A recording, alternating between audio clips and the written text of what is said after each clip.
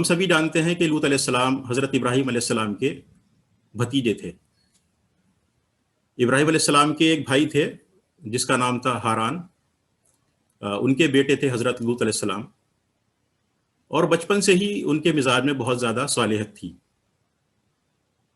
ابراہیم علیہ السلام کا جب آگ میں پھینکنے کا واقعہ ہوا تو اس وقت تک یہ ایمان لا چکے تھے، اور اس کے بعد جب ابراہیم علیہ السلام نے ہجرت کی اپنے مقام سے، ابراہیم علیہ السلام دراصل ار میں رہتے تھے جو کہ بیبیلون یا عراق کے آس پاس کا علاقہ ہے۔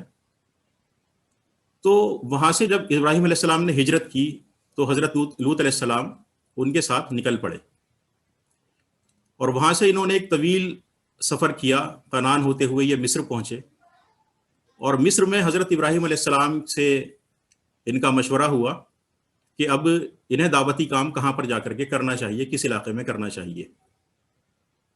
تو ابراہیم علیہ السلام سے مشورے کے بعد میں یہ ایک شہر کی طرف گئے جس کا نام ہے سودوم، یا جس کا نام تھا سودوم۔ سودوم پہنچنے کے بعد میں حضرت لوط علیہ السلام نے اپنا دعوتی کام شروع کیا، اور جتنی اللہ رب العزت نے ان کو مدت دی تھی اس مقام پر کام کرنے کے لیے، وہاں پر یہ کام کرتے رہے۔ اب ہمیں یہ دیکھنا چاہیے کہ حضرت لوط علیہ السلام نے جو کام کیا، دعوتی نوعیت کا کام کیا، اس کا بیسک پرسپیکٹو کیا تھا۔ تو اس کے لیے ہمیں یہ معلوم ہونا چاہیے کہ وہ شہر کس طرح کا تھا۔ سودوم، جیسا کہ ابھی میں نے عرض کیا،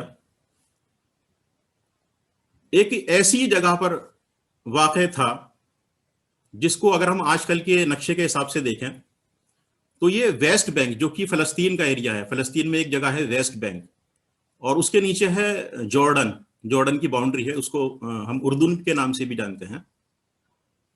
تو اس کے قریب میں یہ بالکل موجود ہے۔ اس کی جغرافیکل لوکیشن اس طرح کی ہے کہ اس زمانے کے جتنے بھی قافلے ہوا کرتے تھے اس علاقے کے، جس کو ہم مڈل ایسٹ کہتے ہیں آج کل، اس زمانے کے قافلے، یعنی جو بزنس کرنے کے لیے جایا کرتے تھے دوسرے ممالک کے اندر، وہ وہاں سے گزرتے تھے۔ تو اس طرح سے ہم یہ سمجھ سکتے ہیں کہ سودوم شہر کی جو لوکیشن تھی، جغرافیکل لوکیشن، یہ بہت ہی زیادہ پرسپیکٹو ایک امپورٹنٹ لوکیشن تھی۔ امپورٹنٹ اس تعلق سے کہ جتنے بھی ٹریولرز تھے وہاں سے جا رہے تھے، گزرتے تھے، اور اس کو ایک بزنس سینٹر کی حیثیت حاصل ہو گئی تھی، جس طرح سے آج کل ہم دبئی کے بارے میں کہہ سکتے ہیں کہ وہ بزنس سینٹر ہے پوری دنیا کے لیے، اور دوسرے مقامات بھی ہیں اس دنیا کے اندر بزنس سینٹر آج کل کے حساب سے دیکھیں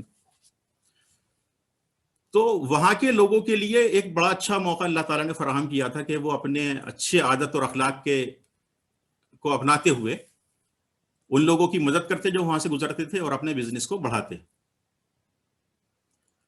لیکن ان لوگوں کی عادتیں اتنی خراب تھیں کہ اللہ رب العزت نے حضرت لوط علیہ السلام کو وہاں پر بھیجا ان لوگوں کو سمجھانے کے لیے، دعوتی کام کرنے کے لیے۔ ہم یہ جانتے ہیں کہ دنیا میں اب تک جتنے بھی سویلائزیشنز ہوئے ہیں، جیسے کہ سندھو گھاٹی کا سویلائزیشن ہے، میسوپوٹامیا ہے جو کہ اسی شہر کے پاس میں ہے، تو ان کو اللہ رب العزت نے بڑا عروج بخشا تھا اس زمانے کے اندر۔ لیکن ان لوگوں نے اللہ رب العزت کی دی ہوئی نعمتوں کو اس طرح سے اختیار نہیں کیا جس طرح سے اختیار کرنا چاہیے تھا۔ ان لوگوں نے اپنی عادتیں خراب کی۔ تو یہاں ہمارے پاس میں اب دو کریکٹرز ہیں، ایک حضرت لوط علیہ السلام کا کریکٹر ہے، اور ایک ہے ان کی قوم کا ہمارے سامنے کریکٹر، کہ کس طرح سے انہوں نے لوط علیہ السلام کی بات کو مانا یا نہیں مانا، کس طرح سے ٹھکرا دیا۔ لوط علیہ السلام نے اپنی بات کو اس طرح سے شروع کیا، فاتقوا اللہ واتیعون، یعنی میری بات، اللہ رب العزت کی کا تقوی اختیار کرو اور میری اطاعت کرو۔ کسی بھی نبی کی دعوت میں یہ دو مین پوائنٹس ہوتے ہیں، یعنی اللہ رب العزت کا تقوی اختیار کرنا اور اس نبی کی اطاعت کرنا۔ یعنی نبی کی اطاعت کرنے کا مطلب ہی ہوتا ہے اللہ تعالیٰ کا تقوی اختیار کرنا، اللہ تعالیٰ سے ڈرنا۔ اس دعوتی کام کو حضرت لوط علیہ السلام نے اپنے کریکٹرز کے بیس پر، جو اللہ تعالیٰ نے ان کے اندر فیچرز بخشی تھی، اس کے بیس پر آگے بڑھایا۔ حضرت لوط کے اندر جو صفت تھی، خاص صفت دعوتی کام کو لے کر کے، وہ یہ تھی کہ وہ ایک سافٹ پرسن تھے، ان کی زبان میں بہت زیادہ شیریں تھی، اور جب وہ اپنی دعوت کو ان خراب لوگوں کے سامنے پیش کیا کرتے تھے تو بہت ہی اچھے انداز کے اندر پیش کیا کرتے تھے۔ دوسری کریکٹرسٹک فیچر ان کے اندر تھی اطاعت کرنا، اللہ تعالیٰ کی اطاعت کرنا، اور اس زمانے میں جو ان کے چچا تھے حضرت ابراہیم علیہ السلام، جنہوں نے ان کو بھیجا تھا سودوم میں، ان کی بھی بہت زیادہ اطاعت کیا کرتے تھے۔ تو اللہ کی بندگی اختیار کی انہوں نے اور اپنے چچا کی بات کو مانا، یہ ان کی دوسری کریکٹرسٹک فیچر تھی۔ تیسری بات جو ان کے اندر تھی حضرت لوط علیہ السلام کے اندر، وہ تھی معاملے کی گہرائی کو سمجھنا، یعنی وہ جو ان کے آس پاس کا ماحول تھا اس سے اندازہ لگا لیا کرتے تھے کہ دور اندیشی کا معاملہ ان کے اندر تھا کہ آنے والے وقت میں کیا کچھ ہو سکتا ہے، یہ معاملہ فہمی کی گہرائی ان کے اندر اللہ تعالیٰ نے بخشی تھی۔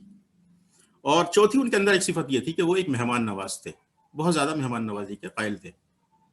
اس کے برعکس ہم دیکھتے ہیں کہ جو قوم تھی لوط علیہ السلام جہاں دعوت کا کام کر رہے تھے، ان کے اندر اس کے بالکل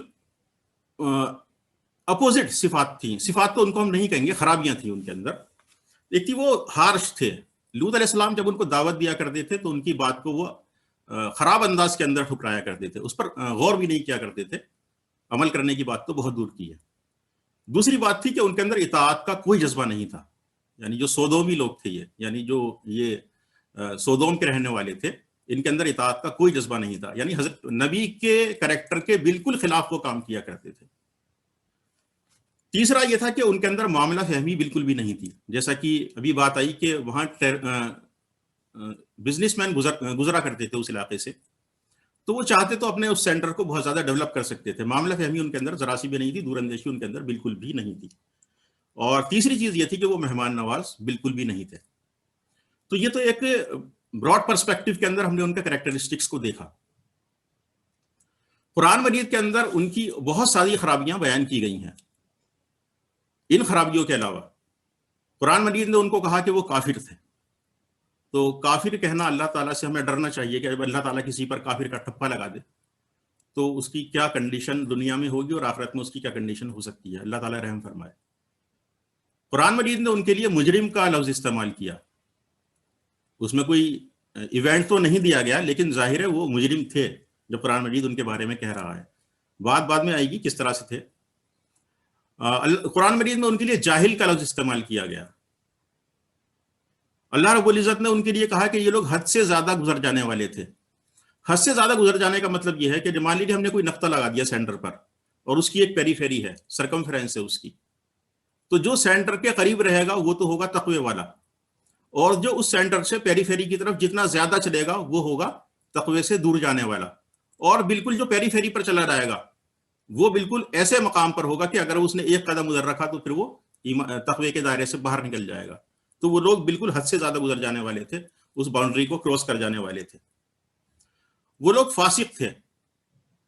اس کے علاوہ قرآن مجید میں ان کے لیے فضول خرچ کا لفظ استعمال کیا گیا۔ اللہ رب العزت نے ان کے لیے بتایا کہ وہ فسادی قوم تھی، خود لوط علیہ السلام نے اس لفظ کا استعمال کیا کہ یہ فسادی قوم ہے، ان کو ہلاک کر دیا جانا چاہیے۔ اس کے علاوہ وہ لوگ ڈاکو تھے، جو ٹریولرز وہاں سے گزرا کرتے تھے ان کو وہ لوٹ لیا کرتے تھے۔ اس کے علاوہ وہ لوگ اس طرح کی حرکتیں کیا کرتے تھے کہ اس زمانے سے پہلے جتنے بھی سویلائزیشنز اس دنیا کے اندر قائم ہوئے، کسی بھی سویلائزیشن کے اندر ایسی خرابی نہیں تھی۔ وہ لوگ اپنی خواہشات کو پوری کرنے کے لیے لڑکوں کے ساتھ ہم بستری کیا کرتے تھے، مرد مرد کے ساتھ، کہنے میں بھی شرم آتی ہے، اللہ تعالیٰ معاف فرمائے۔ اور وہ لوگ ہٹ دھرمی تھے، اپنی بات کو زبردستی قبول کروانے والے، زبردستی منوانے والے۔ تو یہ تمام خرابیاں ایسی قوم کے اندر تھی جہاں لوط علیہ السلام کو بھیجا گیا تھا۔ لوط علیہ السلام وہاں پر گئے، اس قوم کے لوگوں کو اللہ کے تقوی کی دعوت دی، ان لوگوں سے کہا کہ میری اطاعت کرو اور اللہ کا تقوی اختیار کرو، لیکن ان لوگوں نے لوط علیہ السلام کی بات کو یہ کہہ کر کے ٹھکرایا کہ تیرا حال بھی وہی ہوگا جو کہ اس طرح کے لوگوں کا ہوا ہے۔ یعنی اس بات سے یہ غالب گمان ہوتا ہے کہ اس قوم میں شاید کچھ صالح لوگ پیدا ہوتے رہے ہوں گے، وہ ان کو سمجھاتے رہے ہوں گے کہ اس طرح کی حرکتیں مت کیجیے، لیکن ان لوگوں نے ان کو دھکے دے کر کے وہاں سے باہر نکال دیا، اس شہر سے باہر نکال دیا. تو وہی دھمکی انہوں نے لوط علیہ السلام کو بھی دی کہ تمہیں بھی یہاں سے باہر نکال دیا جائے گا. لوط علیہ السلام نے بہت صبر سے کام لیا، سمجھاتے رہے ان کو. ان کی 2 بیٹیاں تھیں، ان کی بیوی تھی. بیوی کے بارے میں قرآن مجید کے اندر بہت سخت الفاظ استعمال کیے گئے ہیں ان کی بیوی کے تعلق سے. اس کا نیچر بالکل اپنی قوم کے لوگوں کے جیسا تھا. تو یہاں پر اب جو کہا گیا، جو لفظ قرآن مجید کے اندر آتے ہیں قوم کے تعلق سے، تو نبی جو ہوتا ہے وہ کسی قوم کے لیے جاتا ہے تو اس قوم کا سب سے زیادہ عقل مند آدمی ہوتا ہے، سب سے زیادہ انٹلیکچوئل ہوتا ہے، سب سے زیادہ مہارتی ہوتا ہے اس قوم کے لیے. اور اس کی جو قوم ہوتی ہے وہ تمام اس کے افراد اس کے بچوں کی حیثیت رکھتے ہیں. تو انہوں نے ان کو اسی پرسپیکٹو کے اندر دعوت دی، سدھر جانے کی دعوت دی. لیکن اللہ تبارک و تعالیٰ کو کچھ اور ہی منظور تھا. وہ لوگ اپنی کسی بھی حرکت سے باز نہیں آ رہے تھے. ابن کثیر نے لکھا ہے کہ وہ لوگ اتنے خراب تھے کہ اپنی محفلوں کے اندر فحش کام کھلے انداز میں کیا کرتے تھے. برائی کا ایک چھوٹا سا حصہ یہ ہے کہ اپنی محفلوں کے اندر زور سے ریا خرچ کیا کرتے تھے، اور ریا خرچ کرنے کے بعد میں ٹھٹے لگایا کرتے تھے، یعنی اس پر خوش ہوا کرتے تھے. تو انتہا کی تو کہنا ہی کیا ہے ان کی برائی کا. تو ایسی قوم میں کام کرتے کرتے جب حضرت لوط علیہ السلام پریشان ہو گئے تو اللہ رب العزت نے فیصلہ کیا کہ اس قوم کو اب ہلاک کر دینا چاہیے.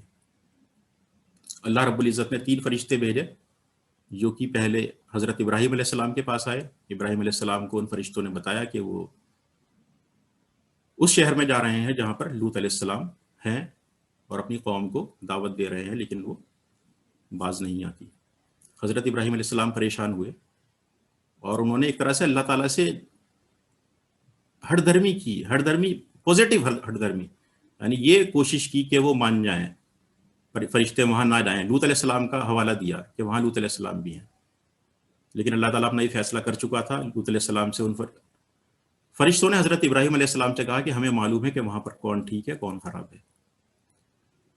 اس کے بعد میں پھر یہ فرشتے لڑکوں کی شکل میں لوط علیہ السلام کے شہر کے باہر پہنچے. جیسے ہی وہاں پہنچتے ہیں تو آپ کی بیٹی نے، لوط علیہ السلام کی بیٹی نے ان کو دیکھا، اور دیکھتے ہی وہ بھی اپنے باپ کی طرح دور اندیش تھی. اپنے والد صاحب کو خبر دی کہ 3 خوبصورت نوجوان ہیں، اور لوط علیہ السلام بھی پھر فوراً سمجھ گئے کہ ایسا نہ ہو کہ ان نوجوانوں کے ساتھ میں وہی غلط کام کیا جائے جو یہ قوم کرتی رہی ہے دوسرے لوگوں کے ساتھ میں.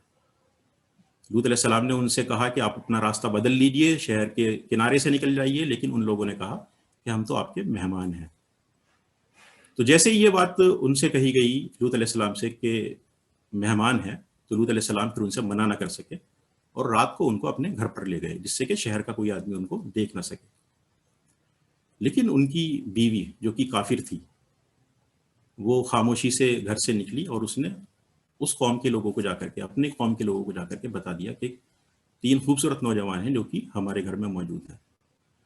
اب ذرا اندازہ کیجئے کہ وہ لوگ کتنے زیادہ نشے میں چور تھے اس فحش کام کو کرنے کے لیے کہ وہ رات میں ہی حضرت لوط علیہ السلام کے گھر کا انہوں نے حصار کر لیا، گھیر لیا، اور ان لڑکوں کو مانگنے لگے. اور لوط علیہ السلام بہت پریشان ہوئے کہ کیا کیا جائے، حتیٰ کہ ان لوگوں نے گھر کا دروازہ توڑ دیا. لوط علیہ السلام نے یہ دیکھا کہ یہ جو لڑکے بیٹھے ہوئے ہیں بالکل بھی نہیں گھبرا رہے، ذرا بھی پریشان نہیں ہے، اور ان کے چہرے پر بالکل کوئی بھی ایسا اظہار نہیں ہے کہ وہ اس واقعے کو لے کر کے پریشانی میں مبتلا ہوں. اور وہ لوگ شور مچا رہے ہیں دوسری طرف. تو تبھی ان میں سے ایک فرشتے نے حضرت لوط علیہ السلام کو دلاسا دلایا، ان کو بتایا کہ ہم کون ہیں. اب ہٹ دھرمی کی انتہا دیکھیے کہ اس قوم نے یہ سننے کے باوجود کہ یہ فرشتے ہیں، وہ وہاں سے ڈر کر ہٹ تو گئی لیکن دھمکی دیتے ہوئے ہٹی کہ ہم تمہیں صبح آ کر کے دیکھیں گے. اللہ تعالیٰ رحم فرمائے. حضرت لوط علیہ السلام سے فرشتوں نے کہا کہ آپ اپنی فیملی کو لے کر کے نکل جائیے. یعنی فیملی سے اس وقت مراد یہ تھی کہ اپنی بیٹیوں کو لے کر کے یہاں سے نکل جائیے, یا جو بھی آپ کے ماننے والے ہیں, جو آپ پر ایمان لائے ہیں, ان کو لے کر کے یہاں سے نکل جائیے. حضرت لوط علیہ السلام وہاں سے نکلے. ان کو پیچھے مڑ کر دیکھنے کے لیے نہیں کہا گیا کہ آپ پیچھے مڑ کر کے نہیں دیکھیں گے. ہسٹری میں آتا ہے, تفاسیر میں آتا ہے, امام ابن کثیر نے بھی لکھا ہے کہ لوط علیہ السلام سے کے وہاں سے جانے کے بعد اور جب سورج نکلنے والا تھا تو اس بستی کو ان فرشتوں نے اس طرح سے اٹھایا کہ پوری زمین کے ساتھ اس کو آسمان کی طرف اٹھا لیا گیا, اور اس کو الٹا کر کے پٹخا, اور ساتھ ہی آسمان سے ایسے پتھروں کی بارش ہوئی جو جیسے کہ پکے ہوئے مٹی کے پتھر ہوتے ہیں, جیسے سیرامکس ہوتا ہے, اس طرح کی چیزیں. اور اس قوم میں ایک بھی آدمی باقی نہ رہا. اسی علاقے کو سودوم کہا جاتا ہے, اور یہ آج کل جو مقام ہے, ہسٹورینز کا کہنا یہ ہے کہ جو ڈیڈ سی ہے, جو کہ ریڈ سی سے تھوڑا سا اوپر ہے اور میڈیٹرینین سی کے رائٹ سائڈ میں ہے, جارڈن کے پاس ہے, یہ وہی علاقہ ہے جہاں پر یہ قوم آباد تھی. پٹکنے کی انتہا اس کی اتنی زبردست ہے, اتنی زبردست ہے, ہمیں اللہ تعالیٰ سے ڈرنا چاہیے یہ بات سنتے ہوئے بھی, اور مجھے کہتے ہوئے بھی ڈرنا چاہیے کہ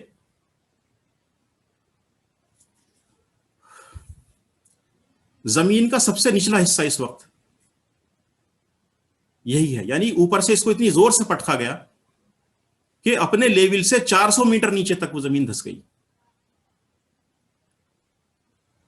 اور اس زمین پر سلفر کی اور باقی کچھ منرلز کی اتنی زیادہ کنسنٹریشن ہے کہ جب اس گڈھے کے اندر پانی بھر گیا تو اس میں آج تک کوئی بھی زندہ چیز پیدا نہیں ہوئی ہے سوائے کچھ مائکروبس کے. چند مائکروبس اس کے اندر ہیں, چند قسم کے, اس کے علاوہ کوئی زندہ چیز اس کے اندر نہیں ہے. پانی اس کا اتنا زیادہ کھارا ہے کہ اس میں کوئی زندہ چیز پیدا ہو ہی نہیں سکتی. تو یہ تو اس کا ایک سائنس کا پرسپیکٹیو ہے کہ پانی اتنا کھارا ہے. اصل چیز یہ ہے کہ اللہ تبارک و تعالیٰ کو وہ جگہ اتنی ناپسند تھی, یعنی وہ شہر بلکہ وہاں کے لوگ, کہ اللہ تعالیٰ نے آخرت تک کے لیے فیصلہ کر لیا کہ اس زمین پر اب کوئی چیز پیدا نہیں ہوگی, کوئی انسان نہیں رہے گا. اللہ تعالیٰ حفاظت فرمائے.